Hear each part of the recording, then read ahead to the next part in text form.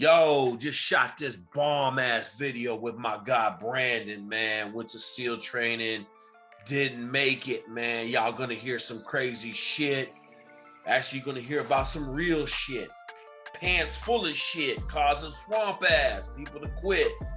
Hey, man, I hope you enjoy this video. As always, man, these videos where people didn't make it are hitting home because they real life. Not about the success, but the failure. Learn from these people's mistakes. Don't emulate what they did. Try to be better, man. And as always, be prepared. We got to say and be 400% prepared for every test. Do your best to be prepared, man. I hope you enjoy this one. As always, if you like it, share it with your friends. If you love this bad boy, smash the subscribe button and hit the notification bell so it go ding when we drop a new video. Hey, man, enjoy, man. Thank you, Brandon, for this great video.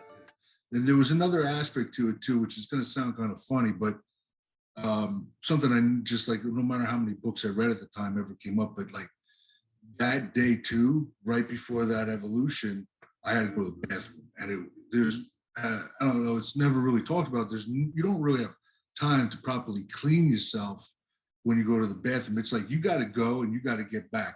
So I had gone to the bathroom and I'm not a you went to the bathroom? I took a crap, and then But you didn't just run in the surf zone and take a crap, or take a crap in your pants and then run in the surf zone and clean it out later? No, but I went to the head, and then we were going on the evolution. You get like a short little time, like gather your stuff, drink some water, and let's go. And then during that time, I took a crap, didn't get clean very well, and now I had everything going on there too. It was like itchiness and the sand, and then even surf. I like literally put my hand in my pants and like try washing myself out as good as I can with the seawater, but it was already there. And so it was, that was going on too while that run. So it was very uncomfortable. So you had shit between your legs that was causing your legs to just fucking chafe up and just I was already chafed. I was one of the victims of like bad chafing. Like I had nipples anymore, elbows, my knees, underneath my knee. And very soon into training, it was like right away, because I was sandy a lot. I mean, I was getting, especially with even the goon squad, I was always like sandy. And I would get seriously sandy because I felt like that's part of it. They want you to get super covered. So I would literally make sure I was head to toe covered. And so I was getting grinded out. And then, so that's an aspect that I never hear anybody talk about, but like swamp ass is a thing there. So you know what's interesting, man? Like, I probably shit my pants probably 10 times in SEAL training.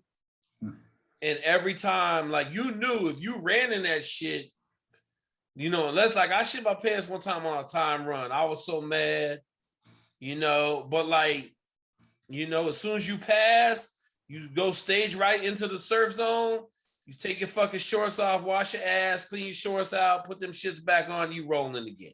Right? Yeah. Same thing, like you got your pants on, and you got your, third phase. You go to surf zone, pull your pants down around your ankles, scoop all the shit out your pants, try to wash your pants out the best you can, and then clean your ass out, and then you back on it, And I always had on biker shorts. So for me, it would normally just be pull my biker shorts down, clean them shits out, and keep it moving. But like, that's just one of them things about Buzz, man. Like every run, 2 or 3 dudes shit their pants. And sometimes you got that Montezuma's revenge shit, that shit just, running down motherfuckers' legs. You like, God damn, he fucked up, right? Yeah. But no one really cared. No one gave a shit, man. Like, I can remember the first time it happened, running in the surf zone, being like, man, motherfuckers looking at me and shit.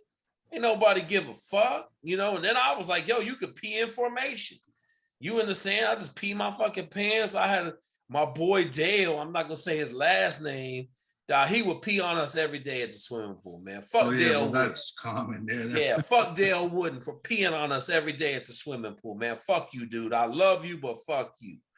And that's the part that people just don't understand. Like, I try to tell them, like Buds isn't even really a microcosm of the teams. It's like its own animal, right? I mean, how many people in this world gonna walk around with shitty pants for 20 minutes to pass a run? You know, like most people No, ain't yeah. willing to do that. No, but that was something that in my mind that got to me. It was like, look, I'm struggling with this swamp ass shit. Like, because one thing was they always were telling me during the instructors, they were always like, how are you gonna be able to succeed on a mission? Well, you can't run up and down these berms and carry this. Like when you're gonna be carrying 100 pounds a year, it probably more. And you know, how are you gonna? And so like that was in my head too. Like, geez, imagine on a mission, I shit my pants or something like that, you know. But so here's one for you. This is a fucking eye opener. Okay. So that you hear that a lot in Buzz. Now, how are you going to do this when you get to the teams? How are you going to do this when you get to the teams, right? So you don't ever have bullets in your gear, ever, till you get to SQT, okay? And I remember the first time I had all my magazines loaded. I had my 40 mic, had an extra battery for the radio, right? I was like, God damn. Got on the scale. The bullets alone were 43 pounds. And I was like, But then what's crazy, you get done with land warfare and SQT and that shit light, right? Like you get used to it. When you in Buzz in kindergarten, people don't want to understand. Like, bro, were they telling you that shit is crazy? Like this is, you're like, damn, you get to the teams, you carrying an 80-pound motor and all your gear. You know, you got an extra 160 pounds on you, and you carrying an 80-pound outboard motor, you know, and that ain't even the 60 gunners. Like the 60 gunners, you know, they got 100 pounds of bullets and guns, 1,000 rounds, so 77 pounds of bullets and a 23-pound gun. Them cats rolling out the door at 110, 120 every day. So, okay, so you got swamp ass, you with the behind there at the back of the truck. Yeah, kind of feeling sorry for yourself a little bit. I was definitely feeling sorry for myself. And then they were like, that's it, get in the truck. And the guy's like, listen, you're either going to catch up with your boat crew and you're going to get on that boat. You're not going to fall off again. And, or I'm going to take you back. You're going to ring the bell. Whether you say you quit or not, I'm going to write you up for DOR. Yep. I was in my mind and I didn't want to say the words. And like, so he just took me back to the bell. So you just got in the truck. You eventually got in the truck, right? Yeah. Yeah, see, fuck that, man. Them motherfuckers drove next to me for fucking a month and a half in the truck. Just get in the truck. I'll be like, fuck you, I ain't getting in the truck. Okay? Yeah. You go, like, I know this. You're going to have to drive with me all the way down that motherfucker and all the way back. But I didn't fall off the boats. My shit was just on them long-ass runs. Me and Clint Bruce would be in the back, man. And the truck would be there. You be hearing that fucking engine and the grill and shit. They be right behind you. Oh yeah. Just motherfucking you with the bullhorn. I ain't give a fuck. Like I had to run. I had to get in shape anyway. So they working on you, right? Like they working on you in the truck. How many people were in the truck with you? That day, I want to say just me. It was just me. Okay. So like when they drove you back to the compound, it was just you in the truck? Yeah. A lot of people that quit that class was like day one, and then the nighttime surf passage. A lot of people quit, which I enjoyed that. I thought it was pretty fun. You know, it was scary in a lot of ways, but it was fun. But a lot of people quit. The cold, that was one thing too. The cold, I never ever like, and I was in the water a lot. Even one time, a watch, I got in trouble by a second phase instructor, and he took me to the area where the second phase has their the dip tank. Yeah, and he put me in there for a lot. I never really, the cold never really got to me. I never made the Hell Week, so I don't know how that would affect me. But I actually used to enjoy that part. I thought it was like, you know, surf culture was fun. It was like, you know, you get to chill out a little bit, you know. Yeah. I was the same way. I didn't get cold, so surf torture was just lay there, man. Some boring ass shit, but I'm like, at least we ain't doing nothing, you know. Yeah. That's how I felt about it. Yeah. Okay, so you come back, like you ring the fucking bell. Yeah. That was Yeah, at that point I realized that, it's over. They brought out a whole bunch of paperwork, and they basically explained to me what's going to happen now. And then they walked me over the bell and, rang it 3 times. And next thing you know, you're packing up your stuff and you're going across the street. You're back in your dungarees. And they sent me to San Clemente Island for like a month. It was just me and one other guy. And we just clean up bullet casings. Yeah. The area, neat and stuff. That's it. But you were an electrician's mate, so I'm sure they sent you. Did you go to a ship after that? Where'd you go? I went to the Enterprise. Went to USS Enterprise. And talk to me about like where's the Enterprise at? I think it's decommissioned now, but it was in Norfolk. It was in Norfolk, right? Yeah. It was down the street from me. Okay. Just talk to me about we had a guy on here that went to a unit, and they were dogging him out in his unit. When he first got there, they found out he was at SEAL training and didn't make it. How was your reception on that ship? What was it like living in Berthen? Did you have to go mess crank because you were E2, E3? No, I didn't do any of that. No, because you were electrician's mate. They ain't have time for you to go mess crank or nothing like that, right? Well, I think I kind of avoided it.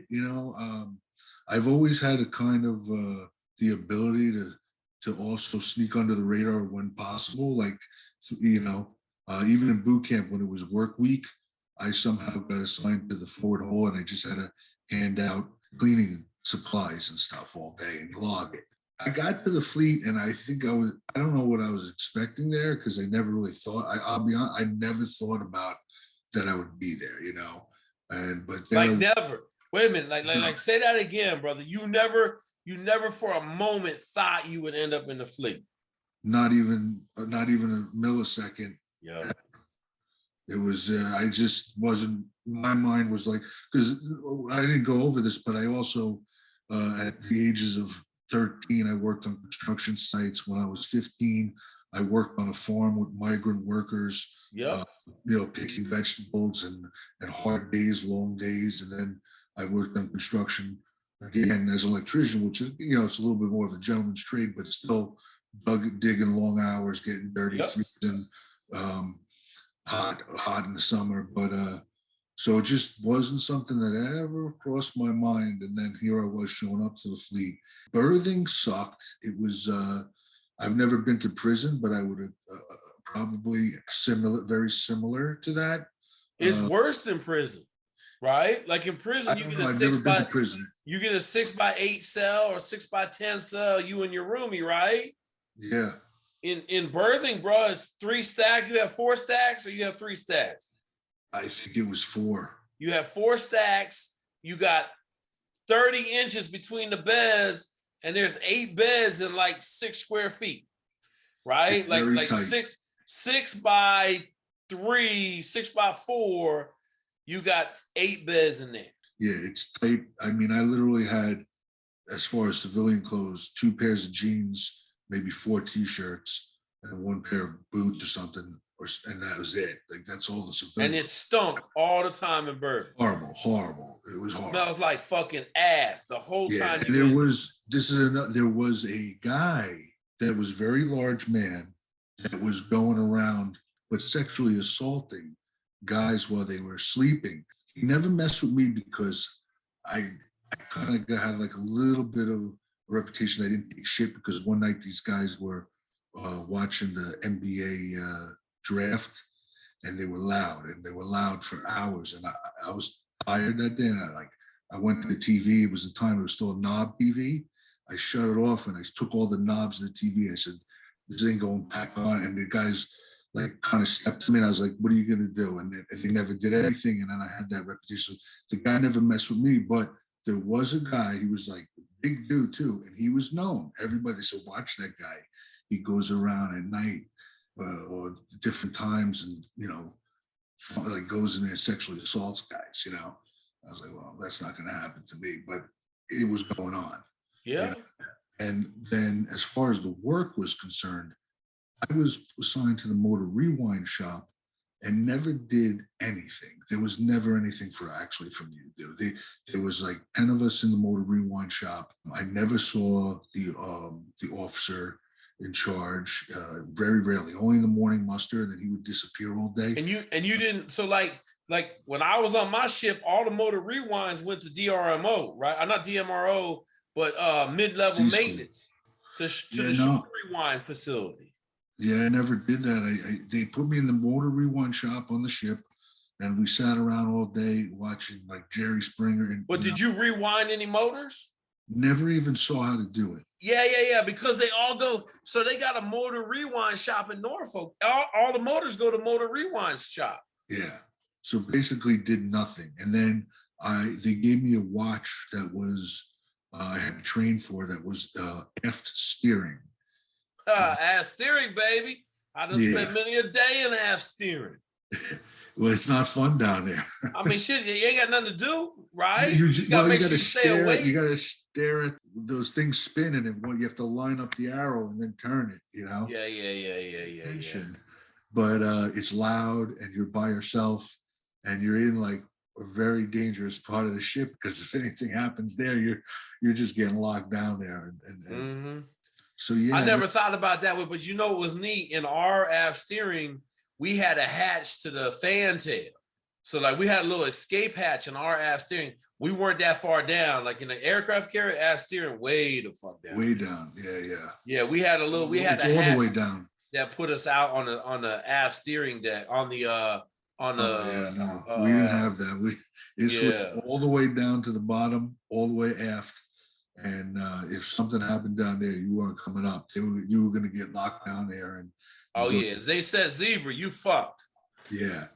So you on this ship, you just kind of bebopping around. How long were you on the ship? Well, I end up just getting myself in trouble and getting other than honorably discharged. Okay, so you got other than honorable. What was the discharge? What'd you do? You didn't burn down the bottom Richard, right? No. I went. What do they call that? It's not AWOL. It was UA.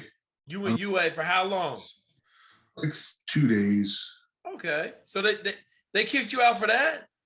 No, on that 2 days I made sure that I smoked some marijuana, and then I came back and popped. I found out that's how you get out, and that's what I did. And then I stood captain's mast, and then I did my time on restricted duty.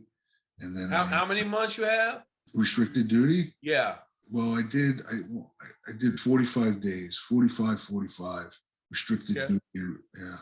Extra duty restriction to the ship. I was assigned, then they assigned me to clean the engineering heads, both male and female. And that was the first time I had something to do every day. It's going to sound weird, but I took a lot of pride in cleaning that, because I was like, I may have got myself in trouble, but I'm not, and I may be getting kicked out, but I'm not going to, this is my punishment. I'm going to do it well. And I even got, when they inspected the ship, one of the, I forget who it was at the time, the admiral for the East Coast Fleet, actually was very impressed with the cleanliness of the heads that I took care of. So, and that was,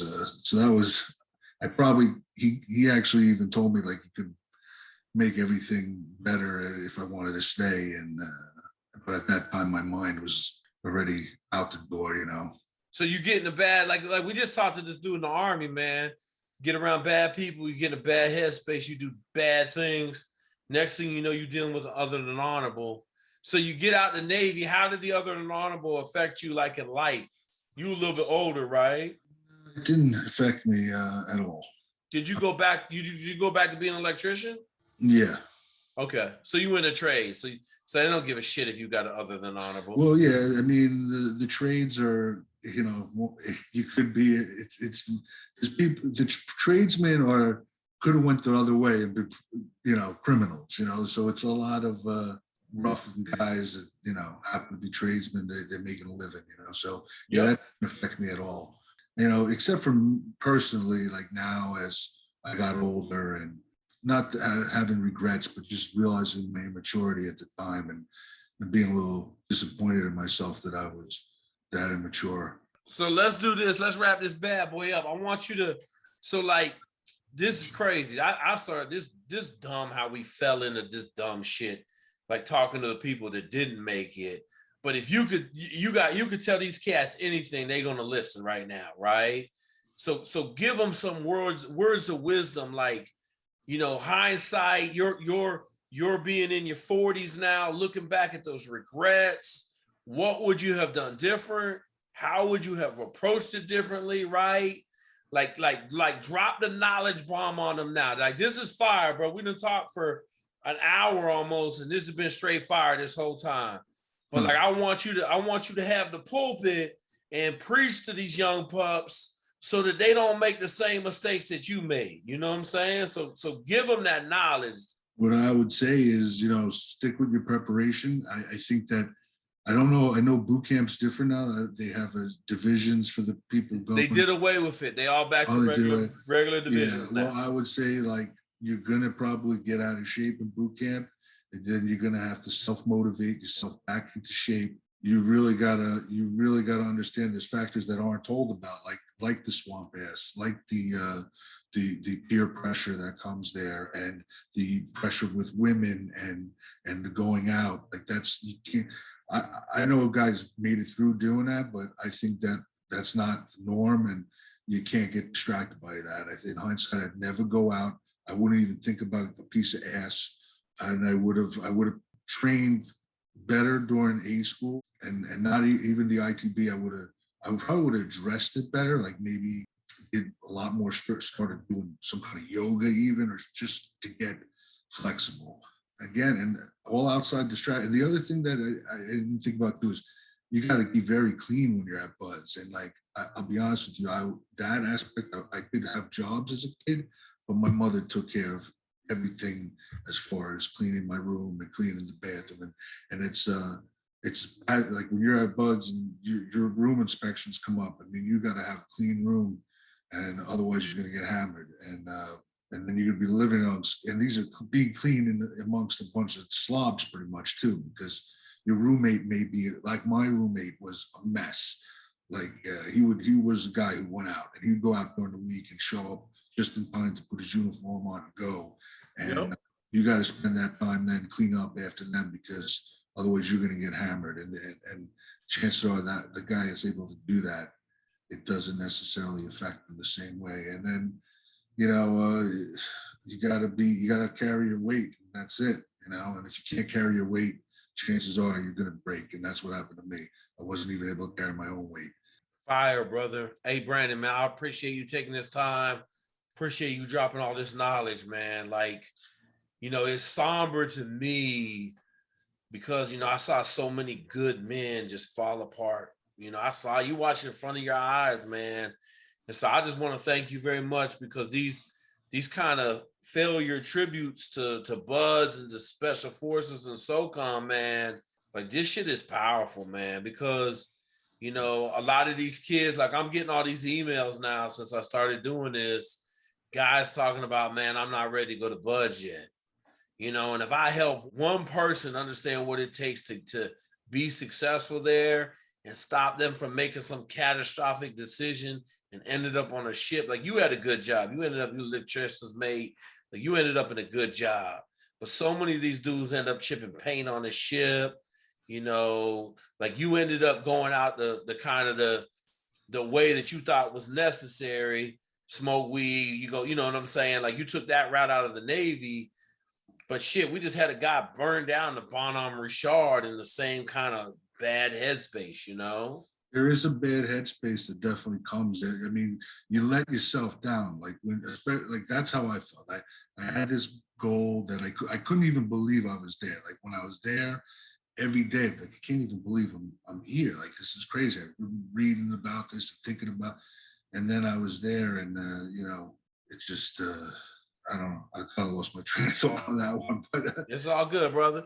Well, look, man. B, I really appreciate you spending this time, man. Man, much love to you, dog. I'm glad to see you doing well in life, man. Where you living these days? I'm living in PA. Okay. So back on the East Coast. I'm down here in Texas, man. I love this weather, boy.